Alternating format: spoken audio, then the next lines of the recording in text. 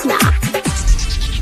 गोरे गोलिया के हमारा ना चुमा लो, ओ माय गॉड, चाहे बातें से उठा काटो, चाहे लभ के लगा के लासा, बहिया में तू साटो।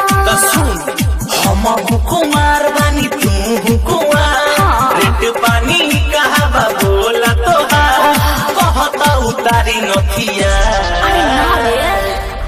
लाली चाटा 10 रुपया, चाहे ढोढ़ी चाटा 10 रुपया, हरे को माला 10 रुपया, बुझल रे बाबू।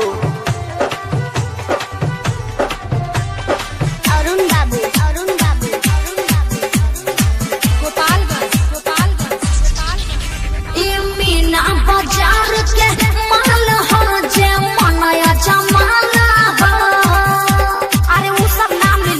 काहे हो तनी देहिया से देहिया साटाव हो, तनी मूड बनाव हो। शुरू ऊपर से करी की नीचे से ही तू ही बताव हो। दिले बाड़ू जान त करे रोमांस, कोरा में आव होई धर एडवांस, कही हो ना ये क्या किया।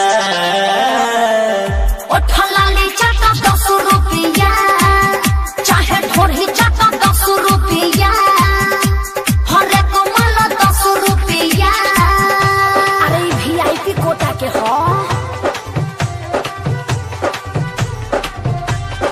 अरुण बाबू, अरुण बाबू, अरुण बाबू, सनराइज रिकॉर्डिंग स्टूडियो पटना। नाना संदीप तिवारी के संगे ना बेताई हमरा तिया। अरे बड़ा कम पड़ेला हो तोहरे के ना खेसरियो के।